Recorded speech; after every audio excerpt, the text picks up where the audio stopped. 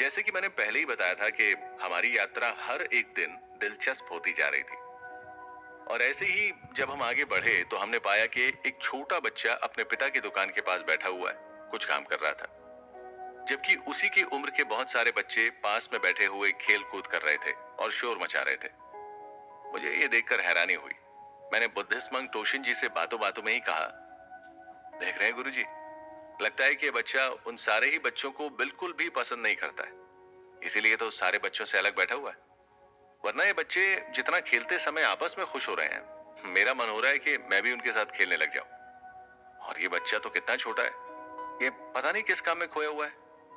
हाँ, ये बच्चा उन लोगों से थोड़ा अलग है, बिल्कुल किसी शेर की तरह।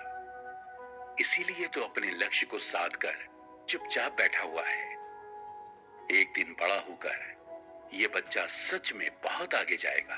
बुद्धिस्ट मंक टोशिन की बातें सुनकर मुझे लगा कि शायद वो उस बच्चे के लिए बुरा महसूस कर रहे हैं, इसीलिए उसे अकेला देखकर उसके लिए ये सब कर रहे हैं। इस पर मैं उस दुकानदार के पास गया और उससे जाकर उस बच्चे के बारे में कहने लगा, अरे भाई, ये आपका बच्चा है? ये बाकी बच्चों के साथ क्यों नहीं खेल रहा है? क्या बाकी बच्चे इसे परेशान करते हैं? अरे नहीं नहीं, ये समय आने पर खेल भी लेता है, वरना हमेशा इसी तरह चुपचाप बैठकर किसी न किसी काम में उलझा रहता है। भगवान जाने इसके मन में क्या आता है ऐसा। ये इतना छोटा है कि इसे समझा भी नहीं सकते। मैं इस बच्चे को देखकर हैरान था, क्योंकि बाकी सभी बच्चे खेल रहे थे, मजे से शोर मचा रहे थे और खिलखिलाकर हंस रहे थे। ऐसे में किसी का भी मन उन बच्चों की तरफ आकर्षित हो जाता। लेकिन वो बच्चा बैठकर अपने काम में उलझा हुआ था और उसके चेहरे पर बिल्कुल भी ऐसे भाव नहीं थे कि जैसे उसे जबरदस्ती बिठाया गया हो या फिर वो काम करना उसके लिए बहुत जरूरी हो। उसका ध्यान बिल्कुल भी नहीं भटक रहा था। मैं देखकर हैरान था। इस पर मेरे चेहरे की उलझन देखकर बुद्धिस्ट मंक ने मुझसे कहा, तुम इस बच्चे को लेकर बेकार ही सोच रहे हो। ये किसी शेर की तरह अपने लक्ष्य को साध कर बैठा हुआ है।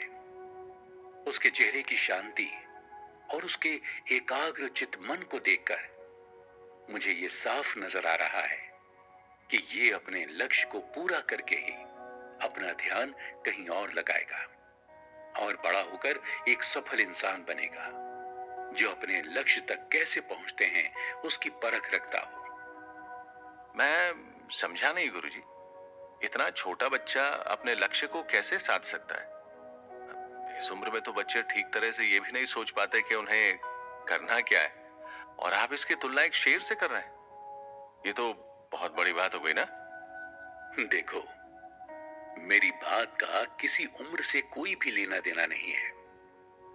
बड़ी उम्र के लोग भी अपने मन को एकांत या एकाग्रचित्त नहीं कर सकते। उनका ध्यान भटकता रहता है, जबकि उनके जीवन के लक्ष्य उनके सामने ही होते हैं, लेकिन वो उस पर चलने का सही रास्ता नहीं जानते। जरा इस बच्चे को ध्यान से देखो। क्या इसके अंदर तुम्हें किसी शेर जैसे गुण नहीं दिखते? शेर हमेशा अपने लक्ष्य पर ध्यान साधकर चुपचाप बैठता है और कभी भी बिना शोर मचाए धीमे कदमों से अपने लक्ष्य की ओर मजबूती के साथ आगे बढ़ता है। अगर तुम भी अपने लक्ष्य को पाना चाहते हो तो तुम्हें भी शेर जैसे गुणों को अपनाना होगा। और ये देखो, ये बच्चा वही कर रहा है। शेर तो एक शिकारी है गुरुजी, आखिर मैं उससे क्या सीख सकता हूँ? और लक्ष्य को पाने के लिए शेर से क्या गुण सीखने चाहिए? शेर के अंदर ऐसे बहुत से गुण होते हैं जिन्हें सीखकर तुम अपने लक्ष्य को आसानी से पा सकते हो। बस तुम्हें खुद पर काम करना होगा। जैसे कि शेर से तुम पहला गुण ये सीख सकते हो कि एकांत में रहकर अपने लक्ष्यों को पूरा किया जा सकता है। और शेर हमेशा ही एकांत में ही रहता है और अपने लक्ष्य पर ही अपनी नजर बनाए रखता है। वो किसी बकरी की तरह झुंड में नहीं रहता है। जिस तरह एक बकरी के चिल्लाने से सारी बकरियां आपस में मैं करके आवाज लगाने लगती हैं, शेर कभी ऐसा नहीं करता है। वो बेहद शांति से अपने शिकार पर अपनी नजर गड़ा कर रखता है ताकि वो अपने लक्ष्य तक आसानी से पहुंच सके और बीच में आने वाले खतरे को पहले से ही देख सके। जिस तरह से कुत्ते एक साथ मिलकर बिना बात ही भौंकने लगते हैं, उस तरह से कभी भी शेर नहीं करता। शेर हमेशा खामोशी से सारी स्थितियों और परिस्थितियों को नापता जोखता है, ताकि वो किसी भी खतरे में ना फंसे और खतरे में फंस जाने पर आसानी से निकल सके। वो अपने लक्ष्य तक इसी तरह से आसानी से पहुंच जाता है। ठीक इसी तरह से तुम्हें सिर्फ जीत के बारे में सोचना होगा। हालांकि जीत तक पहुंचने से पहले ही रास्ते में बहुत सारी परेशानियां और कठिनाइयां आएंगी, लेकिन जब तक तुम्हारा मकसद सिर्फ जीत नहीं होगी, तब तक तुम जीत नहीं सकते। हमेशा एक बात को याद रखो, जीत का कोई आकार या कोई वजन नहीं होता। ये छोटी भी हो सकती है और बड़ी भी हो सकती है। ठीक इसी तरह से तुम्हारी जीत के बीच में आने वाली कठिनाइयां और परेशानियां, इनका कोई भी आकार नहीं होता। इसीलिए ये छोटी और बड़ी दोनों तरह से हो सकती हैं। ये कम समय या फिर ज्यादा समय तक हो सकती हैं और तुम्हें एक शेर की तरह बिना डरे ही आगे बढ़ना है। जिस तरह से एक शेर अपने शिकार के वजन या आकार से डरता नहीं है, बल्कि अपना ध्यान लगाकर रखता है और अपने इरादे मजबूत करके दहाड़ता है, तुम्हें भी अपनी जिंदगी के ऊपर पूरी तरह से ध्यान लगाना होगा। अपने लक्ष्यों तक पहुंचने के लिए बिना डरे आगे बढ़ना होगा और एकमात्र उसी लक्ष्य को ध्यान में रखना होगा। इसके अलावा तुम्हें अपने नजरिए को बदलना होगा। तुम्हें अपने अंदर एक सकारात्मक सोच को जन्म देना होगा। हर बात को सोचकर चलो, किसी से जलकर, चिढ़कर या फिर हालात से हारकर हमेशा खुद को या दूसरों को दोष देना बंद करना होगा। अगर कुछ गलत हो गया है, तो भी तुम्हें उन गलतियों से सीखना होगा और ये भी कि दोबारा उन गलतियों को ना दोहराएं।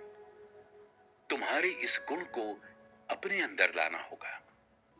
अगर ये नजरिया तुमने अपनी जिंदगी में अपनाया, तो तुम्हें तुम्हारे लक्ष्य तक पहुंचने से कोई भी नहीं रोक सकता। हमेशा सीखते रहो।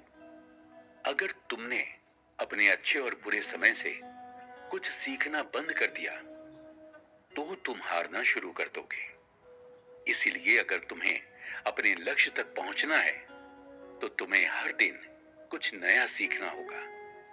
तुम्हारे लक्ष्य तक पहुंचने के लिए तुम्हें देखना होगा कि तुम्हारे अंदर क्या कमी है जो तुम्हें उस लक्ष्य तक पहुंचने से रोक रही है।